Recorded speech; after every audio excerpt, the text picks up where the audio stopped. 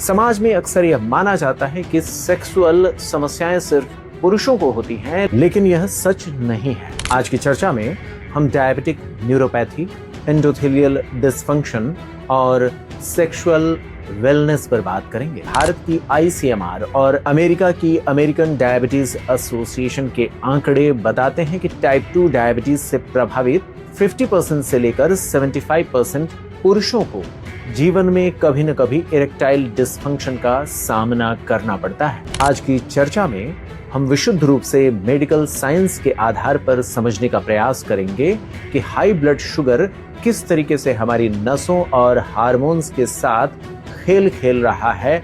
अगर high blood sugar है तो नाइट्रिक ऑक्साइड का प्रोडक्शन कम हो जाता है, जिसके कारण जब यूरिन और स्किन में ब्लड शुगर का लेवल बढ़ेगा तो इससे बचने का रिकवरी प्रोटोकॉल क्या होना चाहिए। जब तक आपकी औसतन ब्लड शुगर लेवल कंट्रोल नहीं होगा तब तक डायबिटीज और सेक्सुअल लाइफ एक ऐसा कड़वा सच जिस पर कोई बात नहीं करते हैं। आज की चर्चा में हम डायबिटिक न्यूरोपैथी, एंडोथेलियल डिसफंक्शन और सेक्सुअल वेलनेस पर बात करेंगे। नमस्कार, मैं हूं डॉक्टर राजीव रंजन। भारत में आज लगभग 10 करोड़ से ज्यादा लोग डायबिटीज से प्रभावित हैं और लगभग 15 करोड़ के आसपास लोग प्री डायबिटिक मामलों से जुड़े हुए हैं।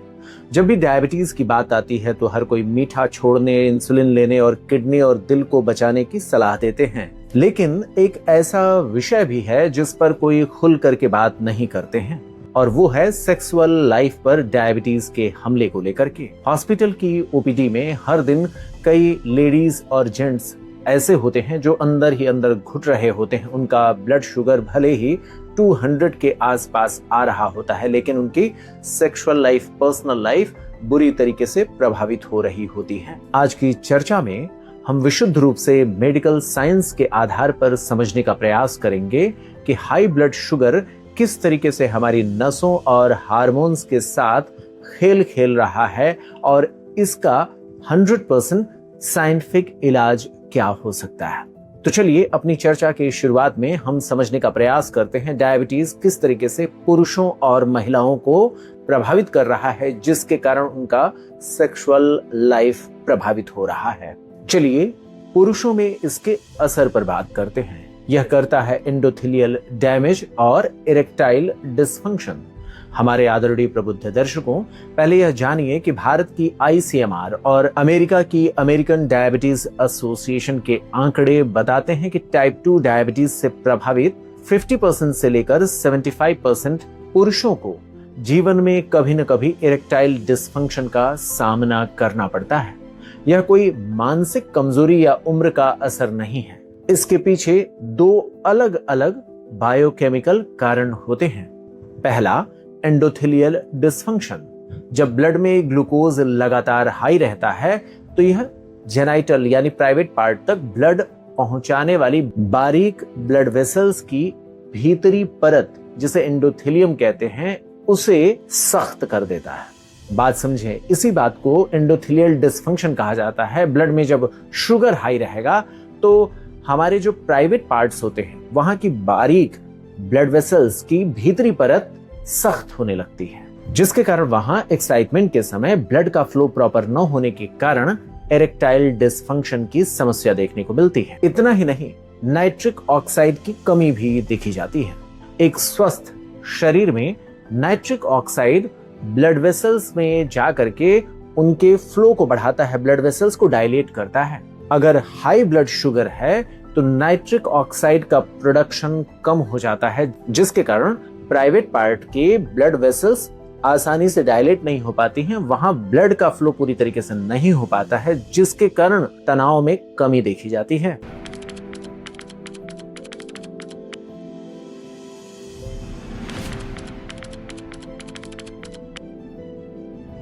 इसके अलावा ऑटोनॉमिक न्यूरोपैथी, लगातार बढ़ा हुआ ब्लड शुगर हमारे बारीक तंत्रिकाओं यानी नर्व्स को सुन्न करता जाता है, जो दिमाग से सेक्सुअल उत्तेजना के सिग्नल को प्राइवेट पार्ट तक भेजती हैं। यही वजह है कि सेक्सुअल इंटरेस्ट के अलावा पुरुषों में इरेक्टाइल डिसफंक्शन की बात देखने को मिलती है। अब चलते हैं महिलाओं में होने वाले असर पर बात करते हैं। महिलाओं में डायबिटीज की वजह से वेजाइनल ड्राइनेस और लो सेक्सुअल इंटरेस्ट की बात देखी गई है। समाज में अक्सर यह माना जाता है कि सेक्सुअल समस्याएं सिर्फ पुरुषों को होती हैं, लेकिन यह सच नहीं है। डायबिटीज महिलाओं की सेक्सुअल हेल्थ को उतना ही गंभीरता से प्रभावित करती है जितना पुरुषों की।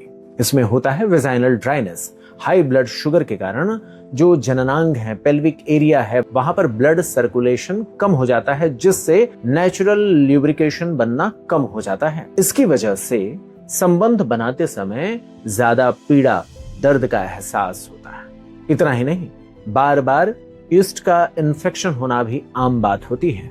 जब यूरिन और स्किन में ब्लड शुगर का लेवल बढ़ेगा तो जेनाइटल हिस्से में फंगल और यीस्ट के इन्फेक्शन बार बार होते हैं, जिसके कारण खुजली और जलन होती रहती है। इतना ही नहीं, लो लिबिडो, न्यूरोपैथी और हार्मोनल असंतुलन के कारण महिलाओं में काम की इच्छा और कामोत्तेजना का लेवल बहुत नीचे गिर जाता है। इसी तरीके से पुरुषों में देखा गया है लो टेस्टोस्टेरोन का लेवल डायबिटीज से सीधे कनेक्टेड है। टाइप 2 डायबिटीज और इंसुलिन रेजिस्टेंस वाले पुरुषों में प्रमुख मेल हार्मोन टेस्टोस्टेरोन का लेवल तेजी से गिरता है, जिससे सुस्ती, चिड़चिड़ापन और मांसपेशियों में भी कमजोरी आने लगती है। इसके अलावा परफॉर्मेंस एंजाइटी, जब 1 या 2 बार शारीरिक असमर्थता देखी जाती है तो दिमाग में ऐसे डायबिटिक पेशेंट्स में डर बैठ जाता है। इसे परफॉर्मेंस एंजाइटी कहते हैं। तो इससे बचने का रिकवरी प्रोटोकॉल क्या होना चाहिए? इसके लिए हम 4 वैज्ञानिक उपाय आपको सुझाएंगे। आप एक बेहतर मेडिकल अप्रोच से इस पूरी समस्या को सही कर सकते हैं।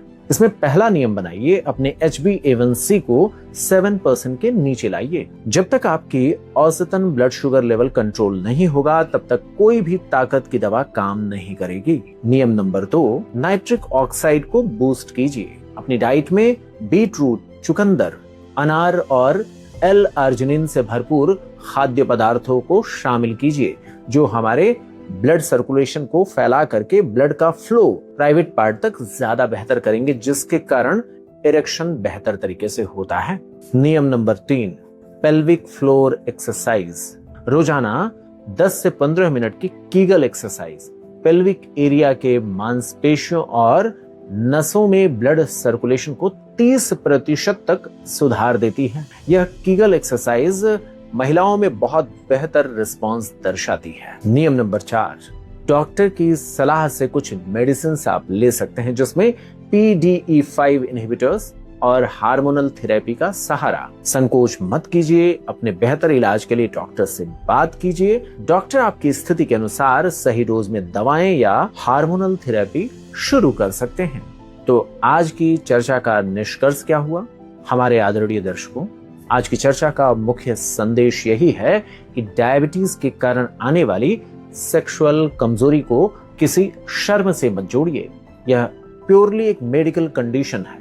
बाजार में मिलने वाले शक्तिवर्धक नुस्खों, अनरजिस्टर्ड जड़ी बूटियों या डॉक्टर की सलाह के बिना ही वियाग्रा जैसी मेडिसिन का इस्तेमाल कभी मत कीजिए। यह आगे चल करके आपकी किडनी या दिल के लिए जानलेवा साबित हो सकते हैं। अपने पार्टनर से खुल करके बात कीजिए, अपनी HbA1c की जांच कराइए और अपने डॉक्टर से मिल करके सही मेडिसिन के लिए बात कीजिए। मैं हूं डॉक्टर राजीव रंजन। मैं आपके स्वस्थ, समृद्ध और खुशहाल दाम्पत्य जीवन की कामना करता हूं। अगर यह जानकारी आपको लाभकारी लगी हो तो इसे शेयर करके लोगों की हिचकिचाहट को दूर करने में मदद कीजिए। आप स्वस्थ रहें, सजग रहें, अपना और अपनों का ख्याल रखें।